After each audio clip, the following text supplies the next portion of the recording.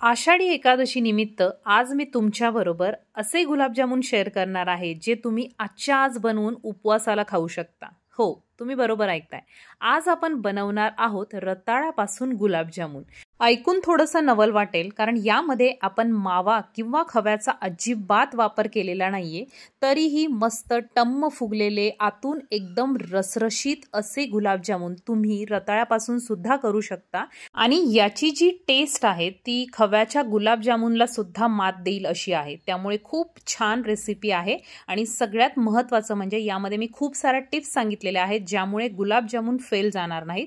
तर व्हिडिओ संपूर्ण बघा। तर सगळ्यात आधी आषाढी एकादशी निमित्त तुम्हाला खूप खूप शुभेच्छा आणि चला बनवूयात रताळ्याचे म्हणजेच उपवासाचे मस्त असे गुलाबजामुन। सगळ्यात पहिली आणि महत्त्वाची स्टेप, जेव्हा आपण रताळे उकडतो तेव्हा बटाट्यासारखे पाण्यात घालून आपल्याला ते उकडायचे नाहीयेत। वाफेवर ही जी रताळी आहे ती उकडून घ्यायची आहेत ज्यामुळे त्यामध्ये पाण्याचा जो अंश आहे तो कमी जातो।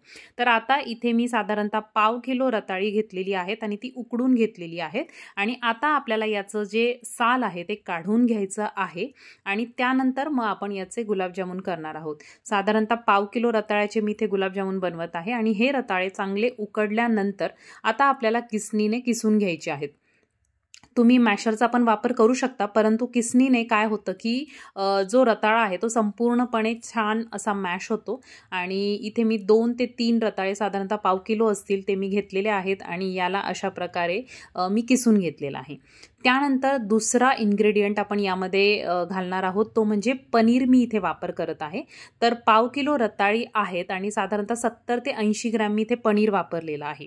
तुम्हाला पनीर वापरायचं नसेल तर तुम्ही ते खव्याचा पण वापर करू शकता, परंतु मी आज पनीर वापरून करते आहे कारण खवा पण बऱ्याच वेळेला अवेलेबल नसतो आणि पनीर जनरली आपल्या घरामध्ये असतं, त्यामुळे इथे मी पनीरचा वापर करत आहे। आणि पनीर सुद्धा आपल्याला अशाच पद्धतीने चांगलं किसून घ्यायचं आहे ज्यामुळे जे रताळ्याचे गुलाबजामुन आहेत त्याला छान अशी बाइंडिंग येते। याला बाइंडिंग येण्यासाठी तुम्हाला पनीर किंवा खवा वापरावा लागतो। आता इथे खवा आपण वापरलेला नाहीये त्यामुळे इथे मी घालणार आहे मिल्क पावडर जी एकदम खव्याची टेस्ट देईल आणि थोडी थोडी मिल्क पावडर घालायला सुरुवात करायची आहे। बऱ्याच वेळा काय होतं की जेव्हा आपण रताळे उकडतो तर रताळ्याचं जे प्रमाण असतं पाण्याचं अंश जो असतो त्यामध्ये तो कमी जास्त प्रमाणात असतो आणि त्यामुळे 1-1 टेबलस्पून तुम्हाला मिल्क पावडर घालायची आहे। तर इथे मी 2 टेबलस्पून सुरुवातीला घातलेली आहे। त्यानंतर 1 टेबलस्पून यामध्ये मी आरारोटचं पीठ घातलेलं आहे। हे उपवासाला चालतं, तुम्हाला जर चालत नसेल तर तुम्ही जे राजगिऱ्याचं पीठ आहे 1 टेबलस्पून ते घालू शकता। आणि त्यानंतर आपल्याला आता हे सगळं मिक्स करून घ्यायचं आहे, चांगलं मळून घ्यायचं आहे। गुलाबजामुन केल्यानंतर त्याला कुठल्याही पद्धतीने म्हणजे जेव्हा आपण गोल करतो तेव्हा त्याला क्रॅक गेला नाही पाहिजे, त्यामुळे हे चांगलं आपल्याला मळून घ्यायचं आहे। आता इथे सुरुवातीला मी 2 टेबलस्पून मिल्क पावडर घातलेली आहे आणि त्यानंतर पुन्हा 2 टेबलस्पून मिल्क पावडर मी घालते आहे कारण त्याची बाइंडिंग येईपर्यंत आपल्याला ते घालायचं आहे। तर ओव्हरऑल जर बघायला गेलं आपण तर 1/4 कप एवढी मिल्क पावडर मी यामध्ये घातलेली आहे आणि त्यानंतर 1 टीस्पून यामध्ये मी तूप घातलेलं आहे आणि आता आपल्याला हे छान असं पुन्हा एकदा मळून घ्यायचं आहे।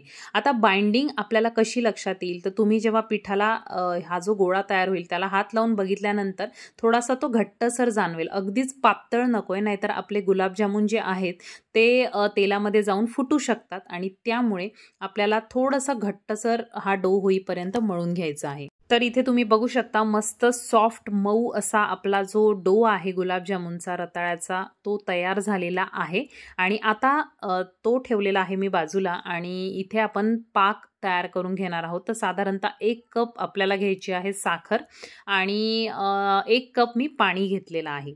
तर ज्या वाटीने तुम्ही साखर घ्याल त्याच वाटीने आपल्याला पाणी घ्यायचं आहे आणि थोडासा केसर मी यामध्ये घालणार आहे। तुम्हाला वेलची पूड चालत असेल तर वेलची पूड तुम्ही यामध्ये घालू शकता आणि आता आपल्याला हे चांगलं उकळून घ्यायचं आहे। नेहमी लक्षात ठेवायचं की जेव्हा आपण पाक तयार करतो तेव्हा तो गुलाबजामुनसाठी असेल तर तो अगदी एकतारी नकोय।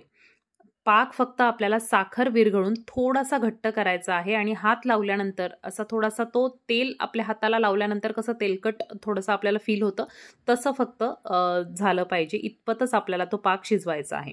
आता याचे लहान मोठ्या आकारात जसे तुम्हाला गुलाबजामुन करायचे आहेत तसे तुम्ही याला वळून घ्यायचे आहेत। तर इथे मी एवढ्या आकाराचे गुलाबजामुन तयार करून घेत आहे। आता इथे खूप साऱ्या महत्त्वाच्या टिप्स मी तुम्हाला देते. सगळ्यात आधी काय करायचं, आपला हा डो रेडी झाल्यानंतर छोटासा गुलाबजामुन तयार करायचा आणि तेलामध्ये सुरुवातीला तळून बघायचा. जर तो गुलाबजामुन न फुटता ॲज इट इज राहिला, याचा अर्थ आपलं जे बाइंडिंग आहे पिठाला ते मस्त झालेलं आहे आणि परफेक्ट आहे. जर तो तेलामध्ये फुटला किंवा विरघळला तर याचा अर्थ त्यामध्ये थोडीशी बाइंडिंग कमी आहे. मग त्यामध्ये तुम्ही वाटलंच तर 1 टेबलस्पून मिल्क पावडर घालून पुन्हा मळा किंवा अर्धा टेबलस्पून आणखीन जे अरारोटचं पीठ आहे ते घालून सुद्धा तुम्ही त्याला ते मळू शकता. आता इथे पाक आपला रेडी होतोय आणि साईड बाय साईड मी गुलाबजामुन सुद्धा तयार करून घेत आहे आणि पाक तुम्हाला मी कन्सिस्टन्सी दाखवते. तर अशा प्रकारे जेव्हा पाक तयार होतो, बोटावर आपल्याला तार नाही आली पाहिजे त्याची, आपल्याला एकतारी वगैरे नकोय. असा बोट फिरवल्यानंतर तेलकट जसं आपल्याला लागतं त्या पद्धतीने आपल्याला फक्त पाक हवाय. आता इथे मीडियम फ्लेमवर मी तेल गरम करून घेतलेलं आहे आणि यामध्ये आता आपण एक एक गुलाबजामुन जो आहे तो सोडून घेणार आहोत. मी सगळ्यात आधी एक छोटासा तळून पाहिला होता, तो परफेक्ट झाला होता, त्यामुळे मी बाकीचे सगळे गुलाबजामुन करायला घेतले. बऱ्याच वेळा काय होतं की आपण गुलाबजामुन करून ठेवतो आणि त्यानंतर तळायला घेतो आणि मग आपल्याला कळतं की अरे गुलाबजामुन तर फुटतायत. बऱ्याच वेळा खव्याच्या गुलाबजामुनसोबत ही गोष्ट घडते आणि त्यामुळे आपली सगळी मेहनत वाया जाते. म्हणून मी तुम्हाला सांगितलेलं आहे की एकदा आपला डो रेडी झाला की थोडासा छोटासा गोळा घेऊन आधी तळून बघा आणि तो जर परफेक्ट तळला गेला तरच बाकीचे गुलाबजामुन करायला घ्या, म्हणजे तुमचा वेळही वाचतो. आता इथे मी साधारणतः 8 ते 10 गुलाबजामुन अशा पद्धतीने घातलेले आहेत आणि आता आपल्याला हे लो टू मीडियम फ्लेमवर चांगले तळून घ्यायचे आहे. तर इथे तुम्ही बघू शकता पॅन थोडासा गरम असतो त्यामुळे गुलाबजामुन खाली चिटकतात. तर असे एखाद्या स्पूनने आपल्याला काढून घ्यायचे आहेत किंवा झाऱ्याने काढून ते आपल्याला चांगले तेलामध्ये वर येतील, ते थोडेसे लाईट झाले की, आणि मग चांगले तळून घ्यायचे आहेत खरपूस रंग येईपर्यंत. आणि त्यामध्ये तसा आपण जो रताळं घातलेला आहे ते ऑलरेडी आपण शिजवून घेतलेला आहे, त्यामुळे फार याला वेळ लागत नाही. परंतु लो टू मीडियम फ्लेमवर छान कलर, हलका गोल्डन कलर येईपर्यंत, किंवा तुम्हाला थोडासा डार्क आवडत असेल तर डार्क कलर येईपर्यंत आपल्याला काय करायचं आहे, हे तळून घ्यायचं आहे. तर अशा प्रकारे झाऱ्याने आपल्याला गोल तेल फिरवत हे सगळे गुलाबजामुन जे आहेत ते तळून घ्यायचे आहेत.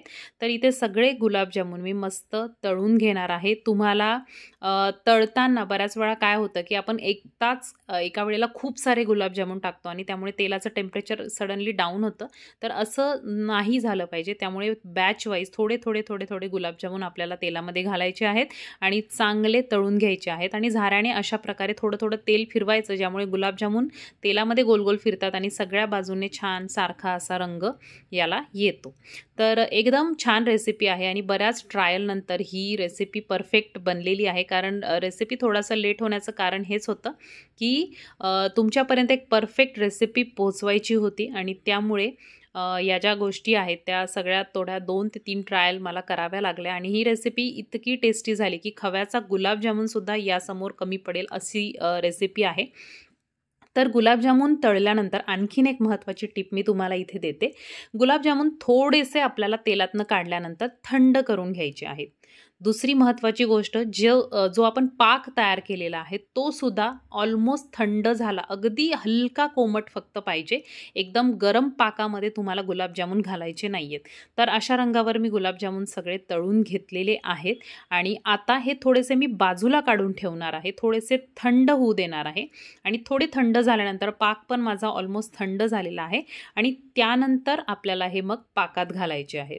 तर इथे तुम्ही बघू शकता अशा प्रकारे मी पाकात घातलेले आहेत आणि त्यानंतर आपल्याला ते चांगले मिक्स करून घ्यायचे आहे.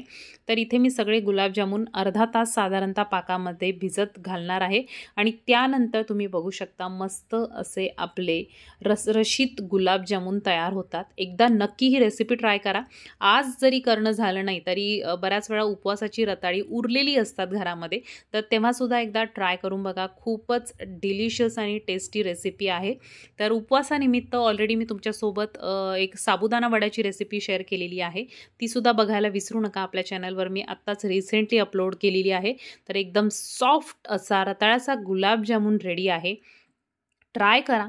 व्हिडिओ आवडला तर लाईक करा, शेअर करत राहा आणि सोबतच आपलं जे पेज आहे त्याला फॉलो करायला विसरू नका. इंस्टाग्राम, फेसबुक, यूट्यूब या तिन्ही प्लॅटफॉर्मवर आपले पेज आहेत, त्यामुळे तिथे व्हिजिट करून तुम्ही या छान छान रेसिपी बघू शकता.